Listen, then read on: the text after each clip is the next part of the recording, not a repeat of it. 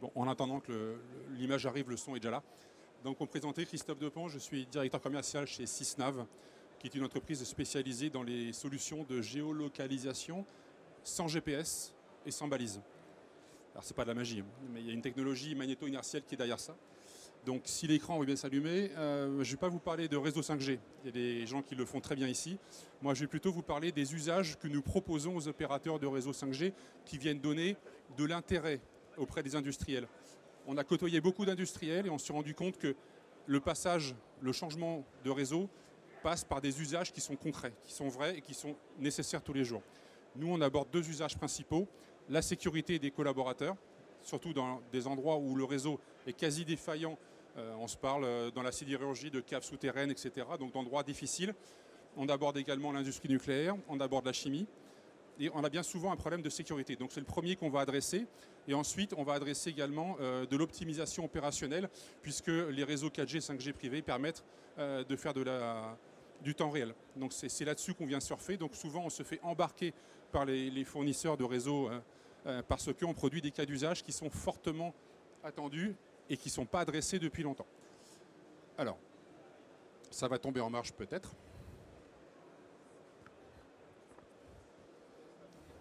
Yes, merci beaucoup.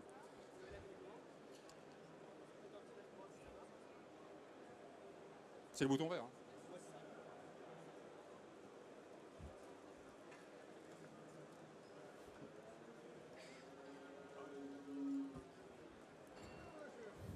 Problème de connexion. C'est paradoxal. Ah, c'est pas en 5G. Hein. Voilà, formidable. Ah bah, c'est bien ça, pourquoi? Voilà. Donc voilà les cas d'usage qu'on propose aux gens qui veulent utiliser la 5G donc via les opérateurs.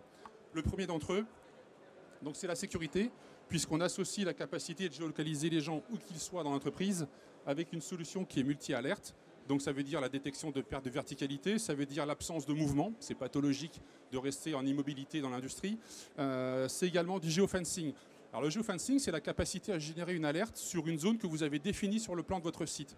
En clair, on va générer une alerte avant que l'accident n'arrive. Dans le monde du PTI, on est plutôt innovateur là, sur le sujet. Et puis, comme les alertes sont associées à une position qui est fonctionnelle indoor et outdoor, à 1 mètre près sur l'indoor, à 5 mètres sur l'outdoor, on va pouvoir porter assistance beaucoup plus vite aux gens qui seront en détresse dans l'entreprise. Il y a encore, les chiffres sont parus récemment, 750 morts dans l'industrie encore en France. 70% d'entre eux sont des prestataires. Je crois qu'il y a encore du chemin à faire. On se parle aussi d'à peu près 30 000 accidents graves. Donc ça, c'est par là que nous rentrons en général. Et puis derrière, lorsqu'on montre les autres cas d'usage, on génère aussi l'attention. Bon nombre d'entreprises font appel à des sociétés de sécurité extérieure. Donc l'idée, nous, en les équipant, ça permet d'une part de les protéger, bien évidemment, mais aussi ça permet à l'industriel de vérifier que ces sociétés-là ont fait leur ronde en quantité, mais également en qualité, c'est-à-dire complètement et sur tous les points du site. Et puis ça permet également de les guider. Il y a du turnover sur ces sociétés. Si on peut les guider sans avoir à découvrir un site qui fait plusieurs hectares tous les jours, forcément, on est opérationnel tout de suite. Ensuite, et là on arrive aussi sur quelque chose qui est très attendu et que la 5G facilite énormément, c'est de localiser des matériels et des véhicules. On se parle beaucoup d'optimisation opérationnelle aujourd'hui. Nous, on est capable de faire de la localisation en temps réel de matériel, de véhicules, ce qui permet d'augmenter évidemment l'efficacité opérationnelle.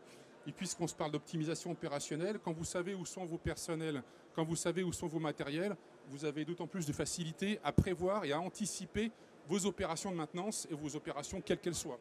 Ça permet également de suivre vos prestataires sur votre site. S'ils sont en train d'intervenir sur un bâtiment A, est-ce normal d'en trouver sur le bâtiment B? Des gens qui doivent intervenir dans le tertiaire, est-ce que c'est normal de les retrouver dans l'usine? Ces gens-là s'exposent à des risques et là, vous pouvez pallier ce genre de difficultés. Et puis, ça permet également de diminuer un temps d'intervention. Donc forcément, une entreprise qui fait votre maintenance, qui ne met pas 2 jours, mais qui en met 1,5 parce qu'elle ne cherche pas les points de maintenance, va vous coûter moins cher. Donc c'est assez simple, assez efficace. Et puis, le dernier point, qui est un peu moins demandé, mais on nous demande souvent dans l'activité nucléaire et aussi dans la chimie, c'est d'être capable de nous interfacer avec des solutions tiers. Typiquement des solutions de mesure de radioactivité, des solutions de détection de gaz, ce qui fait qu'on est capable d'associer deux choses. 1, l'alerte, et 2, la position précise. Donc, soit parce qu'on veut une carte des relevés, soit parce qu'on veut pouvoir porter secours à quelqu'un qui est rentré dans une zone qui contient du gaz. Bon, ce sont des cas d'usage. Alors à quoi ça ressemble? Voilà par exemple à quoi peut ressembler une ronde si on est équipé de notre solution. Vous avez ici le tracé, et la personne peut avoir une checklist également sur notre solution, ce qui fait qu'elle est capable de dire les points verts, là, bah, j'ai fait ma ronde, tout va bien. Les points jaunes, j'ai fait ma ronde et il y a une action à porter dessus. Et les points rouges, j'ai oublié, ou j'ai pas eu le temps, ou j'ai été interrompu. Mais ce qui permet de toute façon à l'industriel et à l'exploitant de pouvoir vérifier l'état de ces matériels. Alors lorsqu'on se parle d'extincteurs, par exemple, ça a du sens. L'état des relevés de radiation. Il y a pas mal de rondes qui sont des rondes réglementaires obligatoires, donc ça vous permet également d'opposer aux vérificateurs que les rondes sont bien faites. Je passe exprès vite parce que je suis un peu, je vois que je me suis étendu là. Donc voilà également, lorsque vous avez une détection d'amateur ou d'accident, quelqu'un qui a pris un coup d'électricité, qui fait un malaise, on est capable d'avoir la détection d'alarme, mais surtout on est capable d'avoir la position. Mais la position, ça veut dire évidemment le X et le Y, donc la position latérale on va dire, mais également l'étage. Donc quelqu'un qui a un malaise dans l'usine -2, pièce numéro 3 du bâtiment 4, c'est exactement cette information qu'on va donner. Donc aller porter secours à quelqu'un qu'on ne cherche pas, c'est autrement plus efficace que de passer une demi-heure à chercher le collaborateur qui a fait un infarctus quelque part dans la boîte. Donc on se parle véritablement de sécurité là. Hop. Donc voilà, si on veut résumer un peu ce que nous permettons de faire, alors juste pour info, ceux qui veulent plus d'infos, on est juste derrière, enfin 2 crans derrière. Notre solution, elle fonctionne en outdoor, en indoor. Elle s'affranchit complètement du GPS. Elle nécessite une infrastructure très légère de recalage. Quand je dis très légère, c'est que l'approximation qu'on donne est de 0,5%. Ça veut dire que quand vous faites 100 mètres, vous avez un demi-mètre d'approximation. C'est très peu, mais quand vous faites 3 km par jour à pied, ça devient un peu excessif. Donc on peut recaler. La précision est métrique, donc très élevée. L'étage, je vous en ai parlé. Et puis, ça nécessite très peu de déploiement d'infrastructures puisqu'on met que du recalage de manière relativement parcimonique. Et là, alors est-ce que ça va se lancer tout seul? SOS marketing.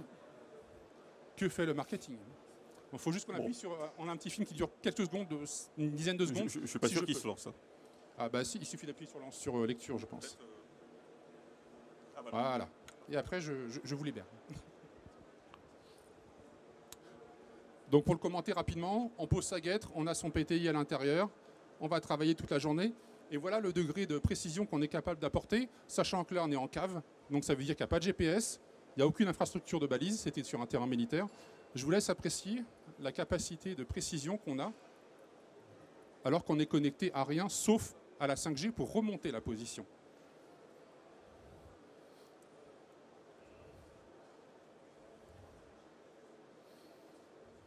Et ça, c'est très novateur pour vos clients industriels.